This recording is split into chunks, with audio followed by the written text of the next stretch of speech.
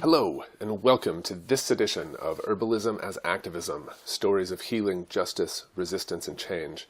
I'm your host, Garlic, with the Living Medicine Project. You can check out past episodes at my website at livingmedicineproject.com/herbalism-as-activism, all one word. Or you can go to the Herbalism as Activism Facebook page to check us out. Now, in this edition, I interview Missy Rohs of the Rohs School of Herbal and Botanical Studies in Portland, Oregon. She has a background in labor solidarity and herbal street medicine with the former Black Cross Collective, so Missy is really passionate about this intersection of herbal medicine and social justice. In our discussion, we touch on a whole bunch of different topics, including herbal self-care, the importance of finding and foraging plants in the cityscape specifically, developing relationships with the land, and even about how diet can change as your relationship with plants and with the land changes. We swap quite a few stories about how we've used a whole list of different plants. I think we touch on 15 throughout the interview to treat various ailments and conditions and things like that. Missy shares her personal approach to her own self-care and gives her top 3 go-to herbs, though admittedly she has a difficult time narrowing it down. It's a very personal interview where Missy really shares a lot about her personal relationship with herbs, healing, and activism, so you get the insight from somebody who's been doing it for years about what their journey has been like. So I hope you enjoy this interview with Missy Rohs. While I watch the madness of the world below, and she laughs and tells me that it's temporary. Underneath the wild garden waits to grow. All right, hello and welcome to another sedition of Herbalism as Activism, Stories of Healing, Justice, Resistance, and Change. I'm your host, Garlic, with the Living Medicine Project, and I am talking today with Missy Rohs of the Rohs School of Herbal and Botanical Studies in Portland, Oregon. Hello, Missy. How are you today? I'm doing good. Thanks for having me. Oh, thanks for being here. You know, I was checking out your website to get a sense of what the Rohs School is all about, and it blew me away just how much stuff you do. Like, I looked at your upcoming events, and it's this long series, and it's like everything from 1-hour classes. I think one of the ones I saw was on love potions, all the way up to like 7 and 8 month immersion courses that you do. So it's quite a spread. It's true. Yeah, when the courses are going on, we tend to focus primarily on those. But yeah, during the late fall to early spring, we get to have more time available to do, one-time classes, one-day classes. And it's fun to get out to different venues, too. We do everything from talking at a local nursery to talking at a local grocery store, and, of course, absolutely adorable apothecaries. And I run a lot of classes from my house, too. Oh, cool. Cool. Yeah, and I really liked, your mission statement. It sounds like your school really emphasizes 3 things that are really important to me. So I'm glad to have that sort of shared worldview and kinship there. And what those 3 are that I read in there was around, making sure that there's a context and understanding of the ecosystem as a whole living entity. Yeah. And then also making personal connections with plants and developing a real sense of stewardship in people in their relationship with the land. Yeah, that stewardship is especially important to me. That's kind of one of the driving forces of why I really like to spread herbalism around. Right. And I noticed that you put really clearly on there that this school is rooted in social justice, and there's a real emphasis on enriching and empowering communities. Yeah, we both Grady and I care a lot about that. And, before I was ever even aware of medicinal plants, I was an activist. And so that was something that came to me a lot earlier and definitely informs everything I do. Mm-hmm. Mm-hmm. So I'm curious, you say that a lot of your motivation for teaching is around stewardship, and then you talk about, stewardship for the land, and then the social justice piece is being really integral for you. What's that relationship for you between social justice and relationship with the land? It's interesting because I spent a lot of the 90s as a social justice activist, very much involved in union solidarity and cross-border labor solidarity, and things like that. And I saw my allies who were defending the forest as definitely allies, but I remember kind of being like, oh yeah, they're kind of hippies, and thinking that their work wasn't as important or critical as labor solidarity or something like that. Right. And there's something that's kind of like raw and nitty gritty about the labor movement, right? yeah, and of course, like I've realized, like, actually saving the planet is pretty critical if we're going to keep on living here. So yeah, I've kind of done a 180 on that and realized that, yeah, actually, while social justice is super critical, environmental justice is very pressing right now. So it's great to kind of try to bridge that with folks. Right. And how does stewardship bridge that in your work? I think that getting folks deeply connected to a sense of place and learning that the plants are our allies as well, that they're our neighbors, that they're our friends, that they can help us and we can help them, just kind of extrapolates really naturally to, oh, well, how is everybody else relating to this land? What are their impacts on this land? How do we get to changing that relationship? Who historically has been on this land and why aren't they here? How do they still live here now? I think it just brings up interesting questions for folks. One of my more proud moments, actually, I really respect folks who make all sorts of different eating choices with regards to what their morality is. But one of my more proud moments was when a student who had been vegan when she started the program said that she was starting to eat some meat. And I was like, well, why is that? What shifted for you? And she said, oh, well, I've realized that animals aren't the only things that, are important and have feelings and whose lives are important. So it's kind of shifted my relationship to what I eat as a whole and how I'm relating to both the plants and the animals. I'm like, oh, that's really cool. I like to really see that there's like an integration of the full web of life. It sounds like came into view for her through her learning, right? Where the plants and the insects and the land itself fit into that. Yeah. And I thought that was cool. Like, I was a gateway to help someone like expand their vision to realize, oh, these other entities matter too. And not just that, but that I think there's part of it, because I actually made that same transition. I was vegan for 16 years. And just in the last couple have started eating mostly wild meat. And, yeah, for me, it had a lot to do with realizing that, that harvesting plants wasn't as benign as I thought that it was. Yeah. That pulling that carrot out is actually, taking its life. And so how not maintaining, for me, that challenged the hierarchy, and I wasn't able to maintain the animals are better or more important than plants. Plants Exactly. are more important than this, and we as humans are more important than all of those. Yeah, exactly. I think it's learning to be in relationship with the land and with plants is kind of a humbling experience. You realize a little bit more about your place in the world, which is a pretty small place. And so can I ask a personal question here? Of course. I'm curious to know what your relationship with the land where you live is. What does that land mean for you? It's definitely home. I was just chatting earlier about how Portland as a city is shifting so rapidly, and is a less welcoming place to folks like me who kind of scrap together a living, and to a lot of my friends who are low-income earners. But it's going to be hard to even ponder leaving this place if I have to, because I'm so in love with the ecosystem. I'm so in love with this area. We're really lucky to have Mount Hood so close to us.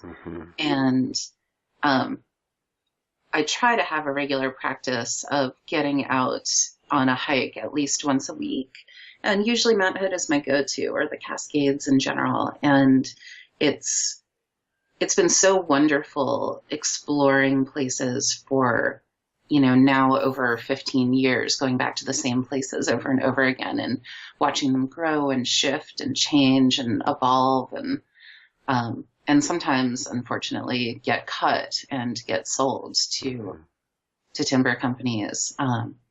So that's also a heart-wrenching experience, and it helps remind me, like, oh, we have to defend this land. Mm-hmm.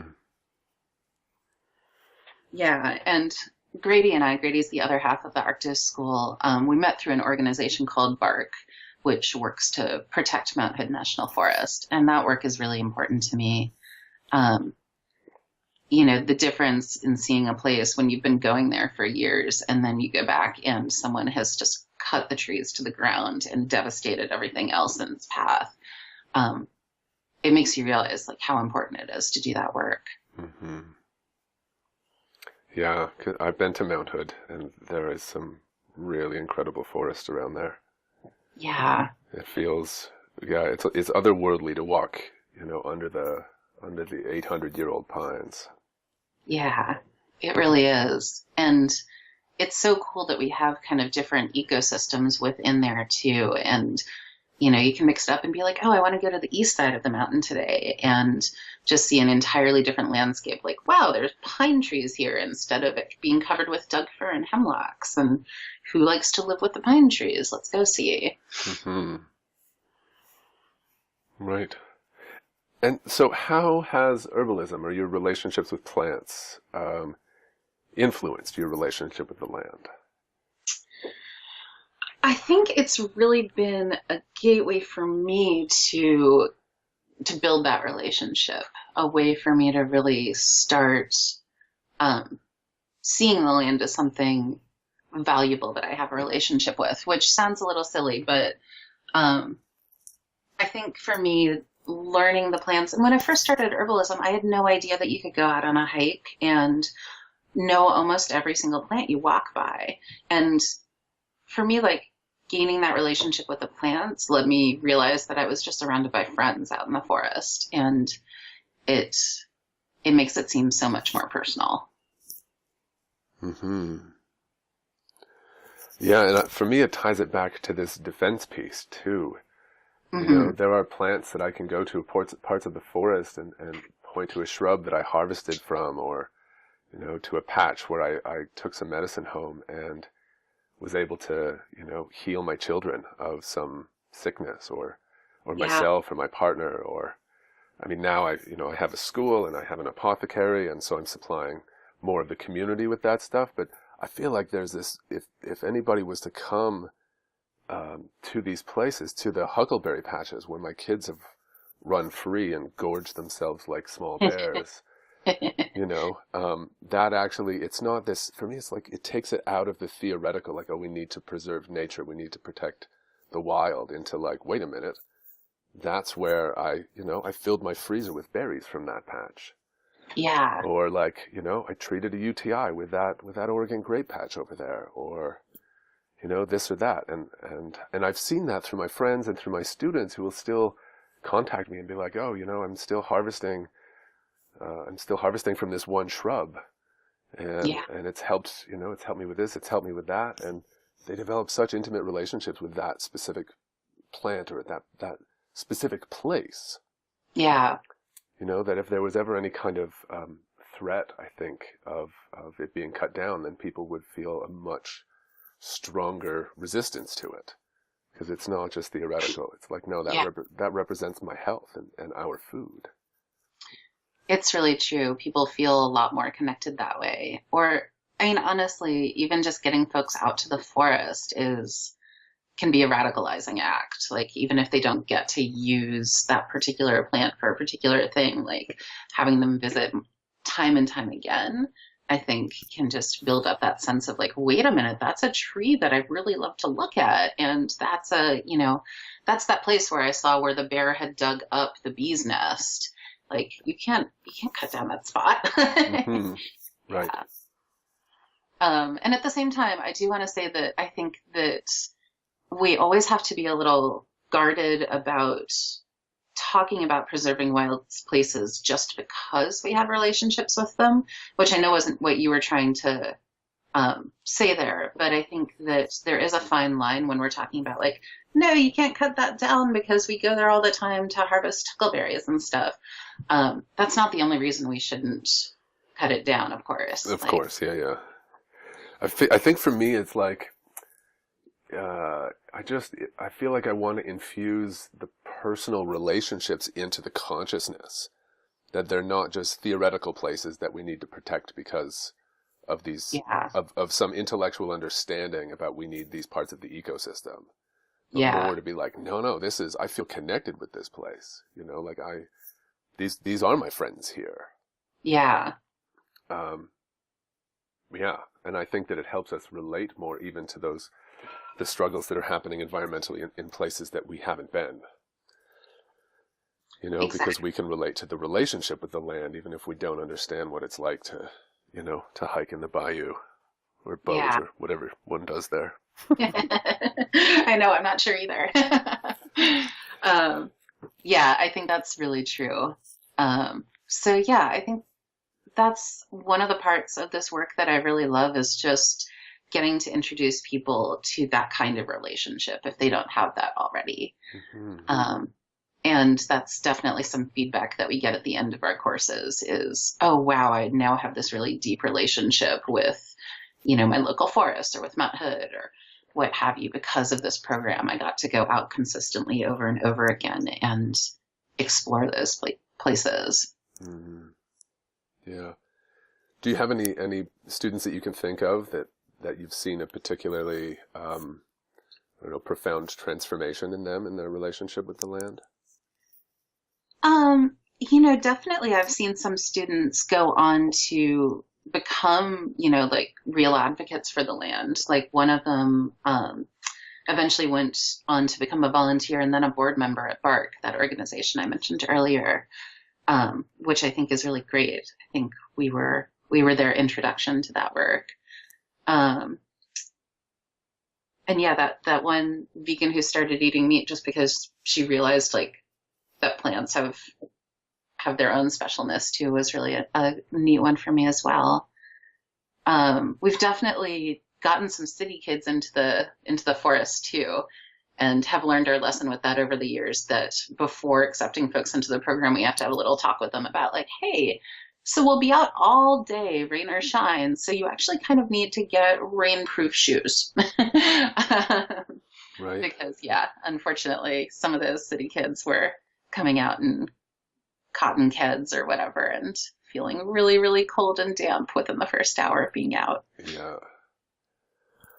Yeah, I've definitely had some cold, wet days when I was teaching in Vancouver. Yeah. Yeah. And it's slow work, right? Like really developing a relationship with a specific plant or with a piece of land.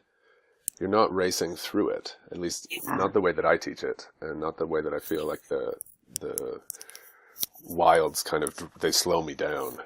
Yeah. My curiosity peaks and I start looking at every little detail. Mm-hmm. I'm always I guess I don't even know whether to say impressed or not, but I'm always astonished at the people who can go on a hike and just like zoom to the top of something and then zoom back down and not stop to look at every little thing along the way. Mm-hmm. And, I just do want to say that also I think a lot of our work is with weeds too, and things that grow really easily in the city. Mm-hmm. And I think it's really important to utilize the places where humans are already having a profound impact, and not just go into like look for our medicine in pristine places where bears frolic and what have you. So I also think that some of the most important work is just to introduce folks to the dandelions and yellow dock and plantain and English daisies and whatever in their backyards. Yeah, absolutely. Yeah, because there's actually, it's really easy to fall into this kind of, fetishization of wilderness or pristine wilderness, which has people constantly, I think unintentionally, colonizing it and having a greater impact, constantly looking for the more pure, the more pristine. Yeah, exactly. That Puritan mindset, has expanded beyond religion. It's true. And especially it's a huge concern in such a big metropolitan area that does have this beautiful wilderness right at our doorstep. Because even over the past couple of decades, I've seen usage of a lot of trails go up, and everybody is trying to look for that pristine, wonderful, beautiful place. And everybody should get to enjoy those places for sure. Like everybody should get to enjoy the solitude or, the peace of just being in that beautiful spot. But now herbalism's become much more popular, and I certainly don't want to be leading the charge to decimate those places by harvesting all of the particulars or whatever. Yeah, but then the other side of that is that you can actually find a connection to that pristine wilderness through the dandelion and through the plantain. Yeah. You don't have to go out to some place it's just loon song and blue skies and 1,000-year-old trees. But you can find these bits of wilderness and wild spirit in the weeds that are growing throughout the city. Yeah. And, just a parking lot can be a really good medicine cabinet, even if it's not your first choice for what you'd actually want to put in your mouth. There's this piece, I think this is one of the things that comes up for me when thinking about, foraging in the city is like, I guess there's an awareness about which plants are bioaccumulators and that you need to be cautious of. But outside of that, when I think of the dandelion or I think of the plantain, or it's just like these plants have learned to adapt in this environment, and so they're the ones that are going to help to teach our bodies how to adapt in that environment. Yeah, I think that's a great way to think about it. Yeah. Because I think it's not actually easy on our nervous systems to live surrounded by so much concrete and noise and everything else. Yeah. And I love that learning the plants gave me a really driving reason to get outside even during like the rainy season. And instead of just like huddling inside and being surrounded by screens and pavement and what have you, the plants did drive me to go out on actual walks in parks and go out to the forest. And being out in nature just makes the rainy season here so much more bearable. Yeah. Yeah, because there's something about, living in a rainforest. I don't know if it's technically rainforest in Portland. It's close. But I know Vancouver is considered temperate rainforest, or it was before the forest was all cut down. But the rain hasn't changed much to compensate for the lack of actual forest. And I've always, like my first winter living in Vancouver was just so much gray and so much rain all the time. My second winter, the way that I adapted to it was just by looking at the plants and realizing that these plants that I was being fed by, I was so excited to meet all of these West Coast plants, and they, start making medicine and stuff like that, and realizing that they survive in these conditions. Yeah. And so there's a part of that relationship that I want to have with them that involves being able to be okay with the rain. Instead of really having that hide from it reflex. Yeah. And it's what brings us the green. So yeah, we've gotta love it on some level. Willie says, here's a story that you may not comprehend, but the forest here will rise and bloom again. There's a world beneath the pavement. Hi, this is Garlic, sneaking in for a little word from our sponsor kind of moment. Since that's me, I'm going to take a quick moment to plug some of my work and let you know about what I do. So I'm doing this podcast as part of the Living Medicine Project, which is weaving together herbal medicine, empathy, and nature connection for personal and community healing. I work one-on-one with a lot of parents, activists, and other change-maker types who either want to treat or prevent burnout, or they just need more support themselves. And they find the combination of herbal healing, empathic listening, and nature connection not only helpful in their healing, but empowering because of how it aligns with their values. I also teach live classes online and in-person classes in Nelson and Vancouver, BC.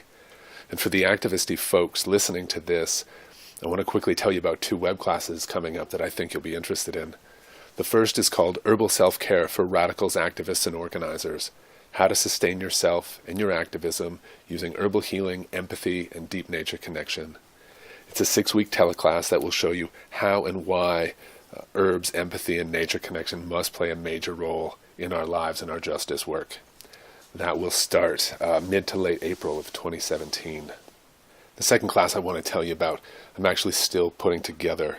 It's called Dealing with Anger in the Face of Injustice, and it will also be a 6-week web class focused on finding the gift within anger. This class also combines herbs, empathy, and nature connection, but this time to process, harness, and transform anger into a more grounded energy and even a brilliant source of creativity and healing. That class will launch this summer and start in early September 2017. You can find out more about these and other classes by visiting livingmedicineproject.com/upcoming-classes. That's upcoming classes with a little hyphen in the middle. All right, that's my plug. Now back to your interview. Thanks. The seeds are lying dormant, it will never end. So listen, I'd love to also ask you just about your own journey into herbalism. In particular, I'm thinking that there's going to be some folks listening to these podcasts who are maybe new to herbs. They're interested in it. They don't. It feels like being a professional herbalist or like running a school like you do seems lifetimes away. But so help us follow some of your path. Like, where were you when you kind of got hooked by herbs? That's a great question. It's kind of a funny journey.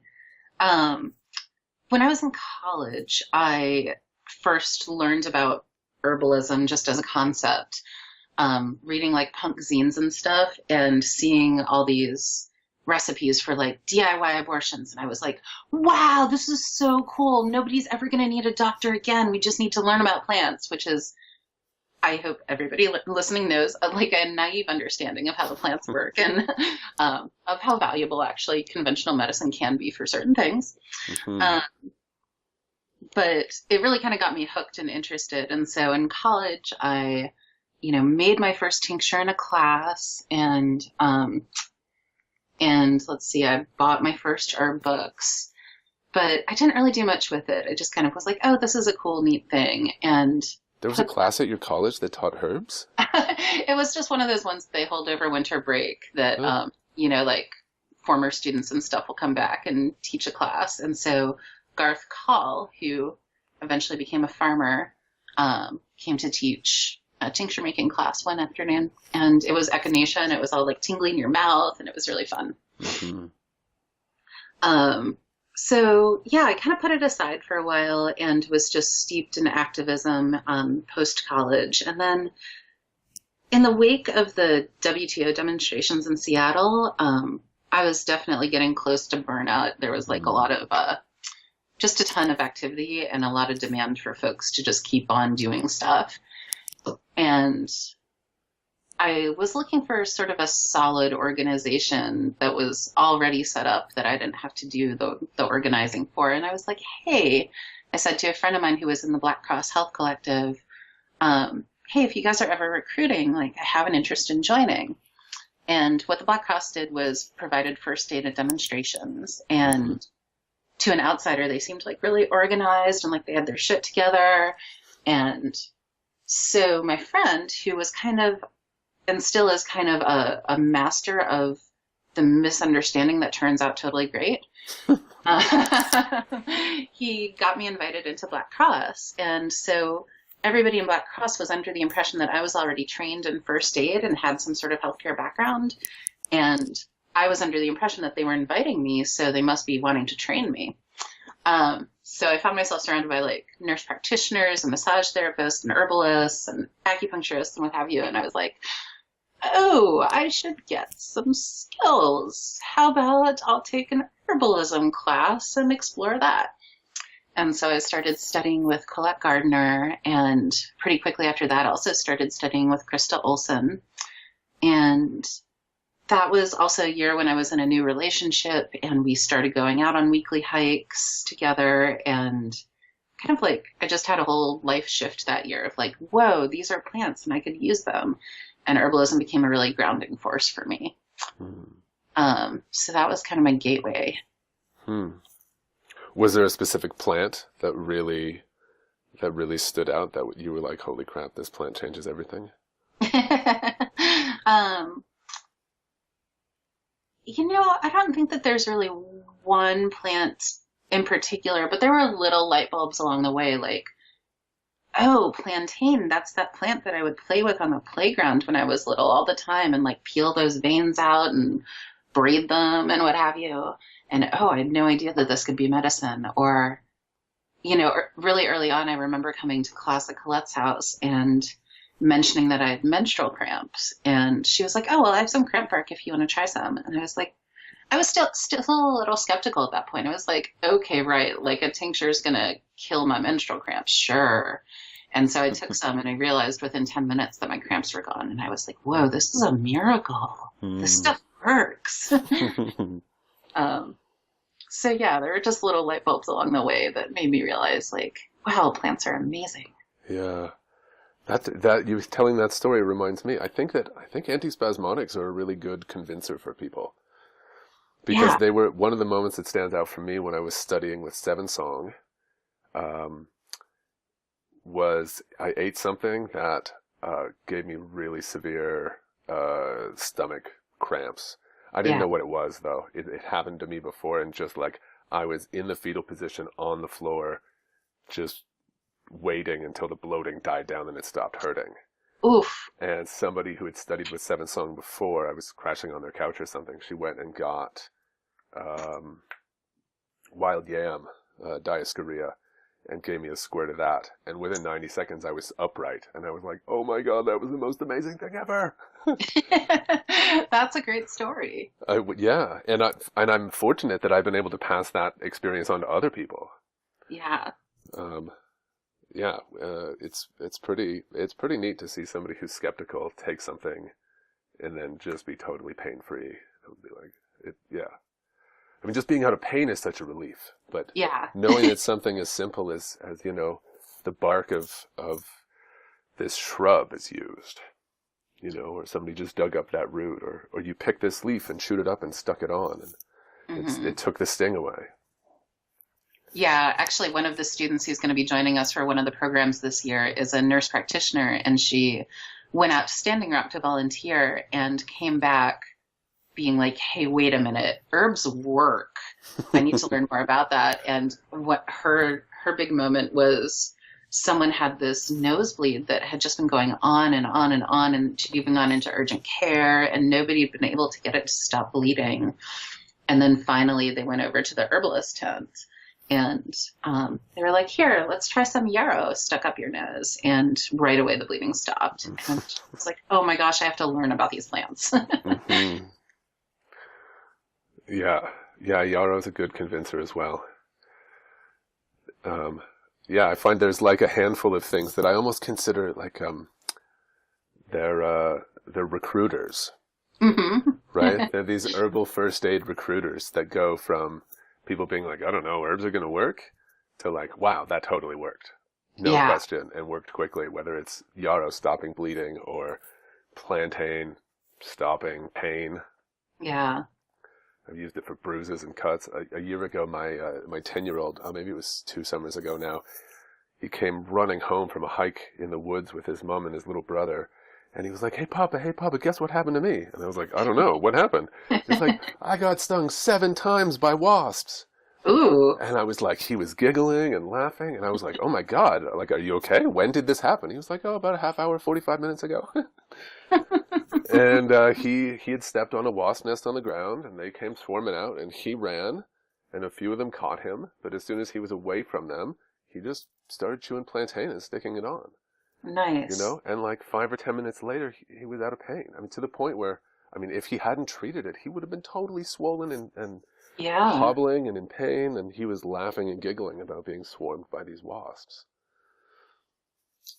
Yeah. And by the way, your kid's a fast runner if he only got 7 stings. Good job. Yeah. Um, Yeah, he was pretty motivated, I reckon. yeah, I did that actually this fall hunting mushrooms with a class, and I stepped on a nest and I just ran so quickly, and I only managed to get stung once, but Whoa. yeah, I caught it really, really early. I was like, wait a minute, I hear bees. Yeah. And so if you're listening and you don't know about this plant, we're talking about spoonleaf plantain or lance leaf plantain. Mm-hmm. I find both of them equally effective. And it's as simple as chewing it up and putting it on the sting as soon as you can. Yeah, and it's great for splinters too. Just that same application, chewing it up, putting it on. And I love that kids can be such great herbalists too. I love that your kid knew exactly what to do and how to make it happen. Yeah. Yeah, it was pretty funny when we enrolled him in school. Because we homeschooled him for a few years, and then they wanted to do, they were asking about what his knowledge base was, as figuring out whether to put him in there. And they were like, can he read and can he write, or how well, and what kind of math has he done? And I was like, well, he can identify 50 wild food and medicine plants. Mm-hmm. And they were like, yeah, that's not on the questionnaire. Like he knows how to make fire with friction. Yeah. Or at least he's working at it. He knows how to still. I mean, it's not an easy skill, but, it was just all of these things that I think are, it felt like a clash between the worldview about trying to have practical skills that are based in outdoor and connection with nature coming up against the perspective of the school system. And then they were just like, I mean, at least around here, they were like, well, that's good that he's learned that stuff, but like, we don't know how to equate that into any of our categories here. Yeah, I know. It's so weird what kids get taught in school. And, I took a wilderness first responder course a number of years ago, and, it's 2 weeks of really intensive learning, but you come out of it with all these great skills. And I was just like, this isn't brain surgery. We should be teaching every single high schooler this. There's no reason that our entire society shouldn't be equipped with the basic tools to assess and hopefully save someone's life when they're injured more than an hour away from definitive care. Yeah, absolutely. Part of my dream is to team up with somebody who's qualified to teach that, so I can bring some of my herbal first aid skill into it. Yeah. Because it'll be beyond their scope, and they technically won't be allowed to teach it. But I think it would pair really well. I mean, there are things that we could know about in the forest that'd be helpful in a pinch, And then other things that we just got to bring with us. It's true. You can't just find scissors in the forest. Right. Yeah. Well, I was thinking more like EpiPen, but yeah, that too. There's no concentrated epinephrine in the forest. At least not that concentrated. Yeah. So I'm curious to know, to sort of tie this back in with your relationship with plants and stuff, are there specific plant allies that you have that you'd be willing to share with us? The thing that I've been talking most about over the last couple of years and using the most of is hawthorn. It just seems like in our times we need a lot of heart medicine. So I think that's my herbal best buddy right at this moment. Can I ask what kinds of things and people and stuff? Like, how do you use it? Yeah, of course. What I always say to my students is that hawthorn is like an herbal hug. And so I use it for any time when people need a hug, whether they're, like frustrated and sad and feeling helpless about the political situation right now, or whether they're, worried because a loved one's in the hospital, or whether they're super irritated and just frustrated right then and need to take a breath and ground themselves. And I love both the flowers and the berries, and I love putting them in food and drinks and stuff too. I'm very lucky. My partner's very talented in the world of food and drink, and he brews a lot of mead, and so we've put hawthorn berries and hawthorn flowers into mead, and it goes great. Wow. Last year, he made a hawthorn flower gelato with little chocolate bits in it, and it was outstanding. Whoa. Yeah, that was our May Day treat. We got to eat that for May Day. Oh, that's fun. Yeah. Yeah, and it would add, sort of adds to the hug feeling, potentially. Uh-huh. I mean, if ice cream is a comfort food for somebody, then it's a good medium for it. Yeah.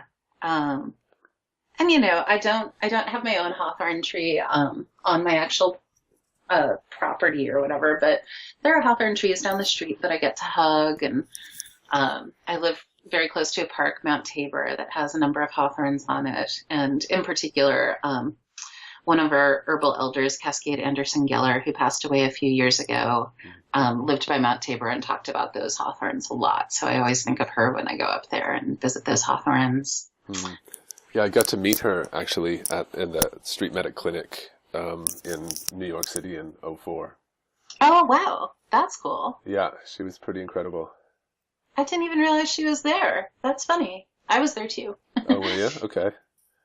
Yeah, I was also in Seattle. I didn't mention it when you were talking about it earlier, but yeah, that takes me back. That was just to date this for some folks, because I realize lots of younger folks don't know. They know that it happened, but this was November 30th, 99. Yeah, it was the first big day of the no WTO protest in Seattle. But yeah, it's been really neat for me to see, and I have more questions about your work with the Black Cross, because it seems like herbal street medicine has been happening for a long time and is a growing movement in the United States and Canada right now. Yeah, Black Cross itself is in retirement. We sometimes get together and call it the Black Cross Social Club and go out for a hot tub or something. And for me, one thing that Black Cross taught me is that I actually hate adrenaline. And so my best place is not actually as a street medic per se, but I'm better back at the clinic or seeing folks for aftercare. I don't really like adrenaline at all. I'll leave that for all the ER nurses and stuff. Right. Yeah. Yeah. Were you down there with Seven Songs class when you went in '04? Yeah. Yeah. Yeah, it was supposed to be practicum. But when the cops showed up parked outside of our house the day after, I put up a banner on our front porch. What did it say? I borrowed an OCAP slogan, "Fight to Win." OCAP is an anti-poverty group in Toronto.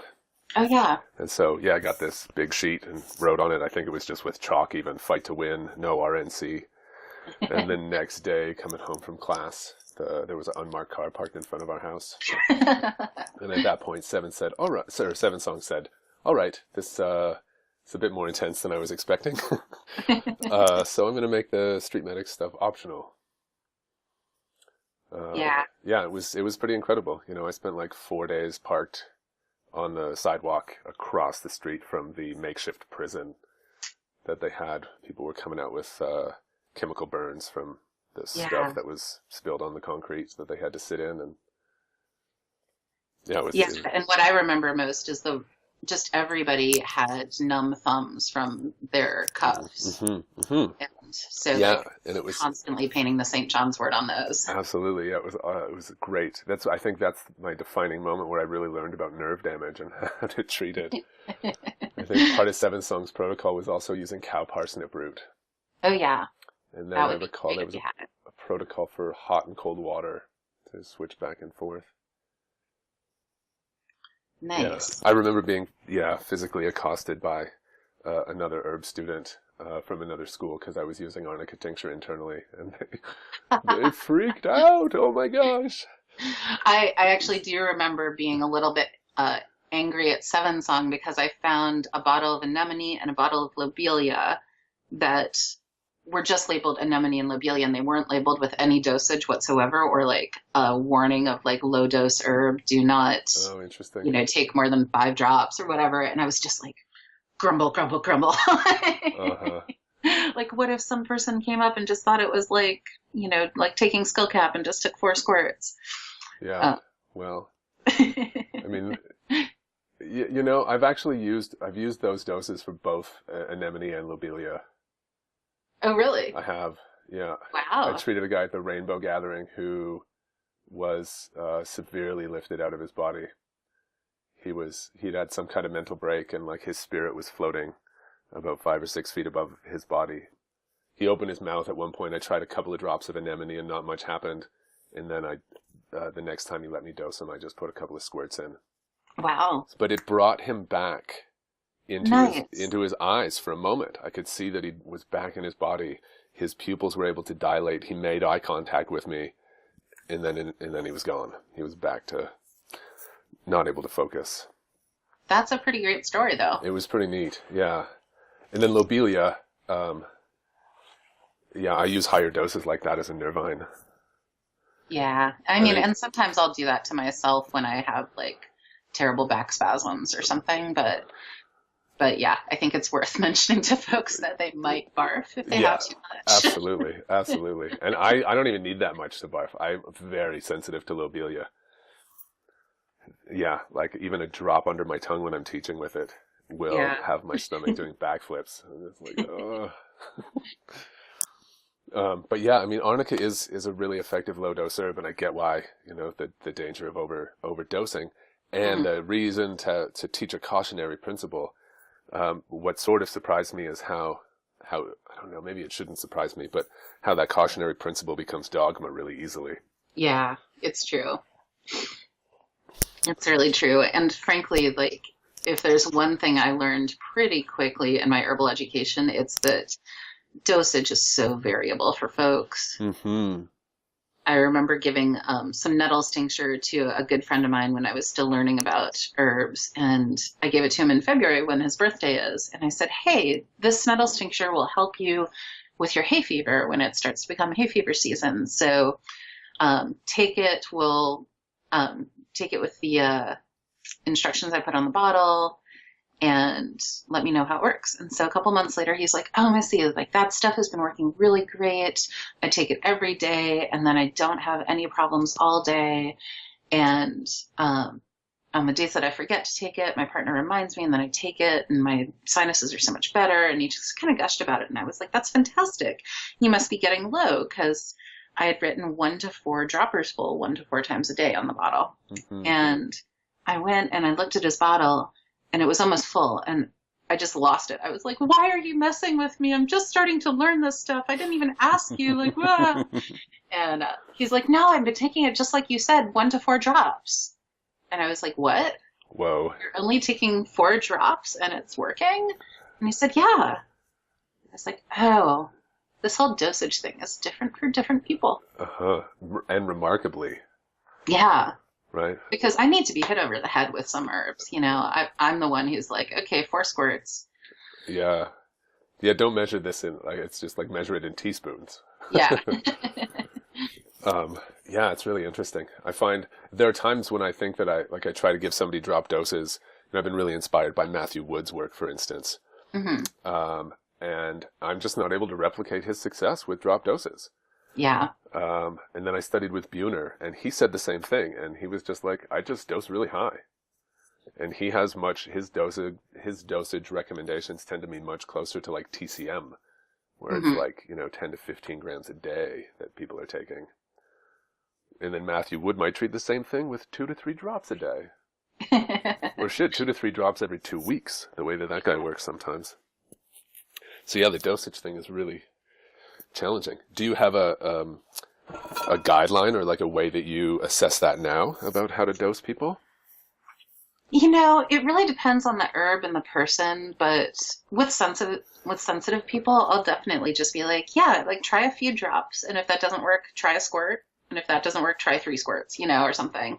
But yeah, I'll usually just give folks the option of going really low, because certainly, amongst my clients and my students, there are both some pretty sensitive people.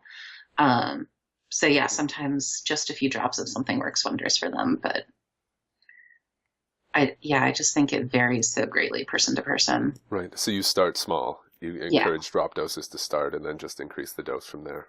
Yeah. Right. And, with some things, like if you're trying to treat something physical with hawthorn, for instance, if you're trying to work with like, an irregular heartbeat or something, like I really think that actually like go high and do a lot of it. Right. But if you're just trying to be like, oh, take this nervine, take some chamomile or something to feel more calm, like it may just be that 3 drops is all people need. Right. Oh, that's interesting. Chamomile is one of those ones that I tend to dose really high on because I find it personally weak. Like when I take it, it doesn't affect me as a nervine as much as skullcap or motherwort. Yeah, and again, I just think it's all about the person. Yeah. Mm-hmm. I mean, I know somebody who can't even drink like a cup of chamomile tea, like, that's been sitting on the grocery shelf for 8 years without falling asleep. But that's hilarious. Yeah. Okay. Well, if I can, I have another little area of questions that I want to ask about. Yeah. Again, going back to some of this more personal stuff. So a lot of the work that I've been doing with people is around self-care. Mm-hmm. And I'm really curious to know if you'll share some of what you do with herbs for your own self-care. Yeah. A lot of my self-care is just knowing my own limits and being able to say no. Mm-hmm. So that's definitely a thing. Mm-hmm. One thing I've gotten into the last few weeks that I hadn't really done a whole lot before is putting some herbs, especially some red cedar or maybe some fir or something on the stove and just letting that simmer and infuse the house with an amazing forest scent. Mm. And that's just so lovely. It just helps when, you're kind of cooped up and you got a lot of computer work to do or whatever, and you can't actually get out to the forest. Right. Yeah. Do you ever do cedar baths? I did the other day when I kind of simmered that cedar down from, I don't know, maybe like 2 quarts or so down to about 2 cups. Oh, wow. And it was just like the darkest red brown in the world. And I took a bath and poured that in. And even just those 2 cups in the bathtub, like I could barely see my toes. It looked so dark in there. Oh, wow. That's pretty strong. Yeah. So that was really fun. I use like a 5-gallon pot when I make tea for the bath. Nice. Yeah. Yeah, cedar baths are about one of my favorite things to do. Yeah, it's so fun to have a forest bath. Mm-hmm. Mm-hmm. So I'm hearing that your main approach to self-care is really being clear about your own boundaries and what is doable and what isn't for you and taking on only what you can handle.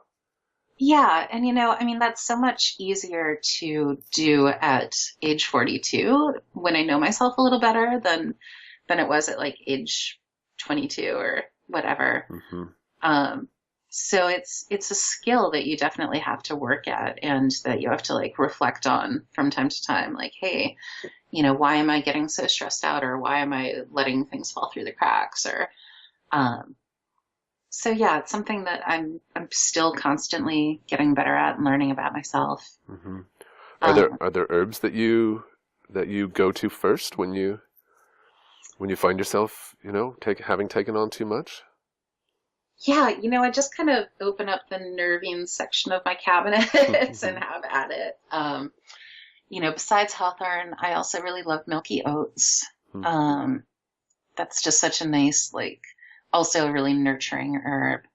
Lemon balm's so uplifting and sweet. And I've been getting to know Aurelia berries a little bit better because I have a pretty big Aurelia plant in the backyard, and it produces a ton of leaves and berries and, frankly, root. Like, there's just a lot of it if you have one of it. What species? It's Aurelia californica. I don't know the plant. Yeah. Is that what they call California spikenard? Yeah, exactly. Okay. Yeah, and the northern part of its range is actually in like southern-ish Oregon, so it's south of here, but it grows still really well in Portland Gardens. Oh, neat. And it's in kind of a shady-ish spot, so its feet stay wet, which it kind of likes. And yeah, the berries are really uplifting. They're really fun. Mm-hmm. Interesting. What do they taste like?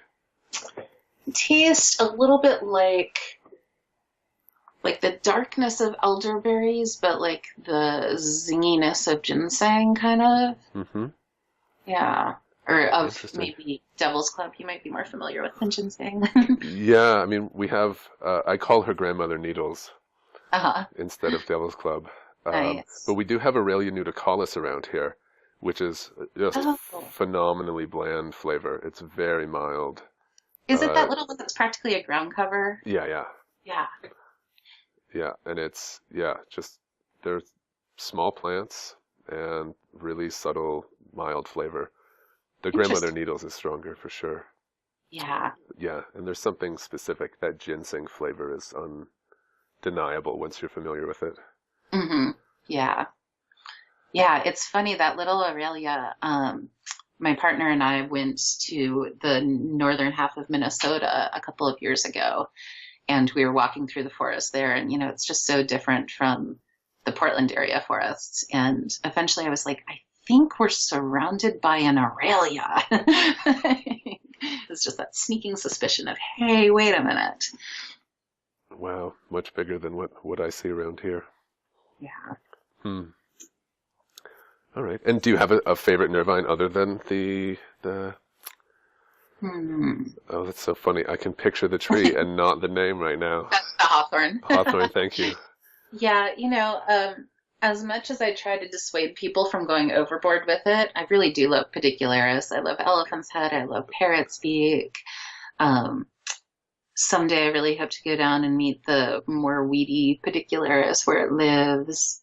Which is the Um, elephant's beak? What's the species? oh, elephant's head is pedicularis groenlandica. Groenlandica, I know. So what was the other one you said though? Something Uh, beak. Parrot's beak Parrot's is beak. pedicularis racemosa. Oh, interesting. We have a Yeah. ton of that around here, and Oh, really? I find it really ineffective. Oh, Oh, sorry, interesting. no. Racemosa is the one that I find it's not as common around here, and it is much more effective. It's the Bracteosa that's common around here Huh. and doesn't have a kick at all Interesting. in my experience. And I've never heard the parrot's beak, but it fits as a when I think about the flower. Yeah. Yeah, it's Yeah. like a subalpine plant around here. Got to go way up to get it. Interesting. Yeah, here there are some places if you work really hard to keep your eyes peeled, you can find parrot's beak like kind of covering an area in some places here. Hmm. So it's of the pedicularis in our region, I think it's the most sustainable one if you can Hmm. find yourself a little stand of it. Or yeah, and sometimes they'll get pretty big, hey? Yeah. Um, but yeah, I mean, elephant's head like gets this cult following because they're like, oh my God, little pink elephants and it tastes like chocolate. This is amazing. And it is pretty amazing. But I also try to be like, hey folks, like cut your pedicularis with some catnip or cut it with some skullcap, like make it stretch and make it go Uh-huh. further. Yeah, I mix it with black cohosh. Nice. Yeah, because I find black cohosh root really effective as a skeletal muscle relaxant as well. Awesome. Yeah. Yeah, I've never put the two together. Oh, so potent. So potent. Yeah, and I've started playing with replacing the black cohosh with baneberry as the more easily found Yeah, cousin around here. nice. Okay, so we've got pedicularis you're adding to the list. Is there a third one that you go to? Um, you know, really, I just love them all. Right. It's really hard to choose a favorite. I mean, I do Uh-huh. love Skullcap. It is so soothing. Hmm. Um, and St. John's wort and all of them. Mm-hmm. Mm-hmm. Lavender, of course, is so easy to work with and so fun because it smells so good. Um, and lavender is also one of those gateway herbs where people, be willing to play with like a little satchel of it or something, even if they're pretty skeptical about taking herbs internally. Mm-hmm. Mm-hmm. Okay, well, thank you very much for being willing to share about the personal plants that you're Yeah. using. Yeah. Do you tend to use them just acutely, like you wait until you're in that moment, or do you have a tonic or tonic herbs that you like to take on a regular basis to help with your self-care? Um, I'm trying to challenge myself to be better about taking some mineral-rich teas on a regular basis, because I always enjoy it when I do. But I'm one of those people who, it always slips my mind to make the tea before I actually want to drink it. So definitely nettles is a staple in that. And then I kind of add whatever I've got on hand. Right now I've got some red clover around and some raspberry leaf. I've been really enjoying growing lemongrass, even though it doesn't overwinter here, but growing it in the garden and then having it around for tea. Yeah, lemongrass is yummy. Yeah. Yeah, so just sort of like a rotating mineral-rich tea is something I've been trying to be a little bit more consistent about. Right. But yeah, mostly I'll just kind of take things on whims. Okay. Or in acute situations. We're going on a trip to the desert Southwest this next week, and I was like, must remember marshmallow and licorice, must remember marshmallow and licorice. Right. So. Does that heat dry you out? Definitely. Huh. Yeah. I feel very, susceptible to taking on whatever the climate is throwing at us. So I get really dry in the desert and definitely moisten up in more humid places and stuff. Right. I remember my first trip to Santa Fe. I got out of the car. I think I'd driven there from Ontario. From Toronto, it was like 53 hours, I think it took us, and I got out and was like, oh my God, I am a forest dweller. Like, what am I? Somebody get me back to the Great Lakes. This is stupid. Yeah, it's definitely a shock, and it is really just like being on a whole nother planet in some ways. Mm-hmm. I remember when I went down to study with Michael Moore, and it was before classes had even begun. I went out to hang out with some punks who had this shack out in the middle of the desert, like really far away from town, and it was in Arizona, and it was after dark, and one of the punks comes in and he's like, ow, something happened. I don't know if an animal bit me or a plant, poked me, or if I got stung by something.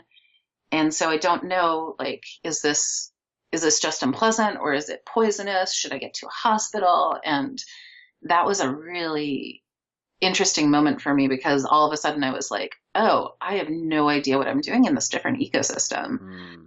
I have no idea if things could be dangerous around here. Like, if you came, in when we were on Mount Hood, I could tell you, like, no, there's nothing poisonous that bit you out there. Like, you probably just walked into some nettles or something.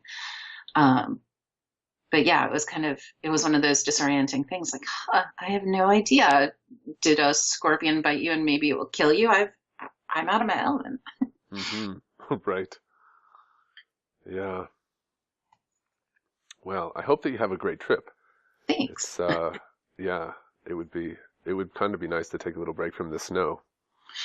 Yeah, I'm really looking forward to sunshine. Yeah. That's great. And I want to thank you so much for doing this interview with me. This has been really interesting. I like hearing about how you've worked with herbalism to express your activism over the last few years, and about your relationship with the plants. And I really applaud your teaching work, and I hope for you that you have much success with really transforming people and inviting them into this worldview of the world is abundant, Yeah, thanks, Garlic. I really appreciate your work, and it's been fun talking with you. Yeah, thank you so much.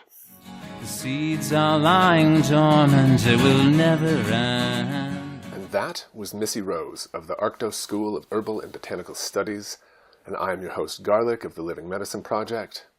And like all great activist meetings, I like to end this podcast with some action items. So first, I want to invite you to subscribe to the podcast, to check out past episodes and show notes by going to livingmedicineproject.com/herbalism-as-activism.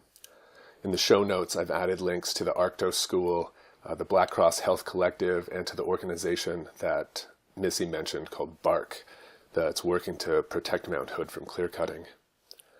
Next, I want to encourage you to go outside and even to start to develop a regular practice of going outside, spending time just being in nature and slowing yourself down. Even if you just take 15 minutes, if that's all you can manage in your schedule, find a green space, a garden, a tree, a weed, whatever's easy and close to your home or your work, and then just hang out there. Let yourself slow down. Maybe you want to tune in to noticing what you hear and what you smell. Is there any bird song? Can you smell the soil or the sea, or do you smell plants? And then the third action item, I want to suggest that you get some Nervines. Get a few so you can try out which ones work for you and which ones don't work as well for you. And then have them on hand and take them when you're feeling stressed or anxious or worried or angry. And I suggest using tinctures actually, because they work quickly and you can get a decent dose in you pretty easily. As for dose, what I recommend is that you take enough to make you sigh. And for some people that's going to be a few drops, and for others that's going to be a teaspoon or more. Depends on the herb, the person, and the situation. The thing that's most important is to get to that place of actually sighing so that your nervous system can start to relax. So that's it for this edition of Herbalism as Activism. I am your host, Garlic, wishing you strength and wisdom in your story of healing, justice, resistance, and change.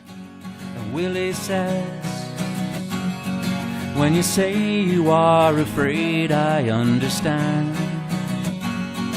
In a place where one can rarely smell the land, but the ocean breeze still blows here that will never end. The seeds are lying dormant, it will never end. Willie says,